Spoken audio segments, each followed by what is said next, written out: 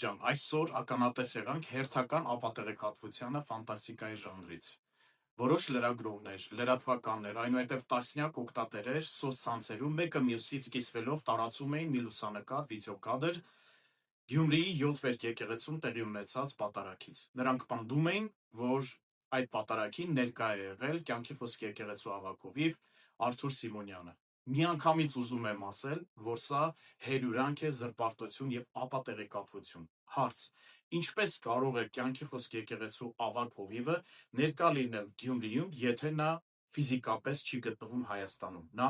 ներկայումս Միացյալ Նահանգներում է։ Ինչպես կարող է մարդը միաժամանակ գտնվել թե արտերկրում եւ թե Գյումրիի 7 վերք եկեղեցու։ Իհարկե նրանք այս հարցի պատասխանը չեն կարող տալ։ Ես իհարկե դիմում եմ բոլոր լրատվականներին, դիմում եմ բոլոր լրագրողներին եւ ասում եմ՝ մի արեք սիրելիներս, պարզապես մի արեք նման բան։ Ես պաշտոնապես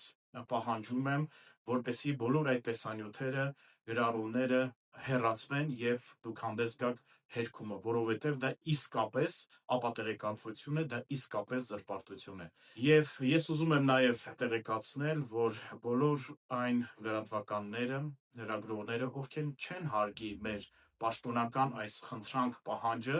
հեռացնելու այդ նյութերը, մենք իհարկե հաջորդ քայլը կանենք, կսկսենք իրավական գործընթաց եւ կփորձենք այդ նպատակին հասնել դատական կարգով։ Այնպես որ սիրելիներս, խնդրում եմ, որպեսզի ընդունեք իմ բարեկամաբար, ընկերաբար ներկայացվող այս խնդրանք պահանջին եւ հեռացնել այդ ապատեղեկատվությունը։